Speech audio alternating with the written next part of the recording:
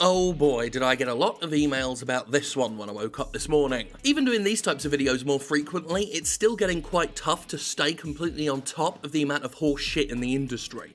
Actually, it's impossible. There's stuff I'm still having to let go. Anyway, now that I've dug myself out of the avalanche of emails about Destiny 2, let's talk about Destiny 2, or more specifically, the loot boxes that are in Destiny 2. Of course, there are loot boxes. Loot boxes are a horrible plague on the game industry. As I've already pointed out, they are glorified gambling. They use the exact same tactics as gambling. Any company that uses them is exploiting people with addictive personalities to get their whales and their dolphins to spend buckets of money on content that just a few years ago these companies were selling directly to the customer, but are now hiding behind these secret little roulette boxes. Because if you can get people to buy things they don't want accidentally, a good portion of them have proven they will keep spending that money to get what they actually want. It's a nasty little racket that we've talked about several times. Also, if you're sick of me talking about them, first of all, stop shooting the fucking messenger, and second of all, I'll stop talking about them when the game industry stops doing them, alright? And that won't be for a while because companies are making money hand over fist exploiting people. Speaking of which, here's Destiny 2 and a wonderful look at how microtransactions slowly eat video games. In the original Destiny, there were these things called shaders that allowed you to colour your armour and look pretty neat. Funnily enough, for all the people who say, it's just cosmetic, it doesn't affect the game,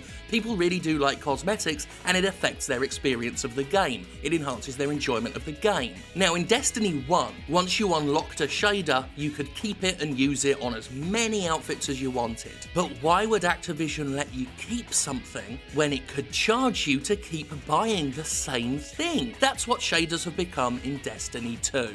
This time around, the shaders, which can be found in loot boxes, for only 200 silver, of course you gotta have your bullshit currencies, are no longer single use. Again, why would they be when Activision can double, triple, quadruple, infinite down? And of course, this time around, shaders are used on individual pieces of armour. Yeah, if you want your outfit to have a unified colour, you're going to need several of the same shader and colour each bit individually. For those that like shaders, this has transformed that aspect of the game for them. Shaders are now a limited precious commodity. People do not want to use them to recolour armour they might only be using temporarily. Giving players one-use consumables is never as rewarding as giving them something they can fucking keep. And they paid at least $60 for your game. Possibly $89.99, possibly $99.99, depending on how complete they wanted the fucking game. And I don't care right now if that sounds entitled, because the people saying that are going to change their fucking tune once these companies come for the bits of the games they like. But as I said, microtransactions eat games.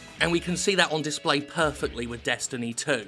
Destiny, we see how shaders work. Permanent items that players can keep and use on all their armour pieces, and they don't need a handful of the same colour, they just need one shader. Destiny 2, people need to collect shaders in bulk to colour a whole outfit, because once you use a single shader, it's gone, kaput, thin. We've gotten to see blatantly how something was in the first game, then taken away, gated behind a paywall, and fucked up behind that wall when we couldn't see it to try and psychologically pummel players into spending more money on the game they just bought. For those who do enjoy cosmetics, that part of the game has just been fundamentally fucked by Activision in the pursuit of cash. And it's small, and it's subtle, but that is how these things fucking start. EA began too hard when it put microtransactions in Dead Space 3 and altered the entire game's weapon system and economy to account for it. This fundamentally transformed what Dead Space was. And while against the odds I still somehow like Dead Space 3, no matter how much it was committed to death, it was nowhere near the game it could have been or should have been because of those fucking microtransactions and the entire weapon system they spawned to justify that economy.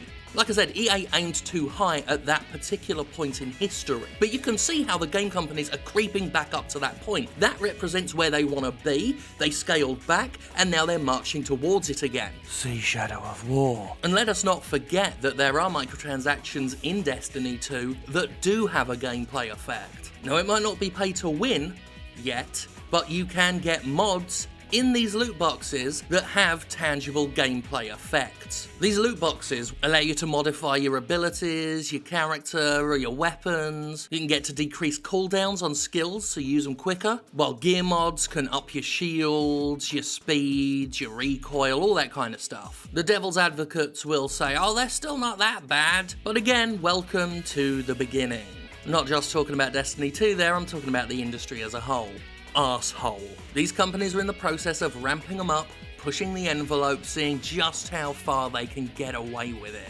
I'm playing Destiny 2 right now, I only just started it along with everyone else. And I enjoyed the first 10 minutes more than I enjoyed the entirety of the original Destiny, so it's got that going for it. It is thus far a very good game, I'm enjoying it a fucking ton. But these companies can't help themselves, they don't care if what they do undermines the enjoyment factor of the game for a large portion of their audience. Why would they give a fuck when other people in that audience could spend hundreds of dollars on an individual basis on things the company deliberately withheld and demanded a ransom for? Loot boxes have descended upon the mainstream game industry like locusts on wheat? Corn? I don't know what locusts eat. Loot boxes have descended upon the mainstream game industry like a swarm of eating things that eat things. They are chewing holes in your fucking video games. Holy shit, your games have woodworm. Your games have woodworm, that's what you've got. But when your carpenter and your pest controller are the same fucking company, there ain't no getting rid of the parasites.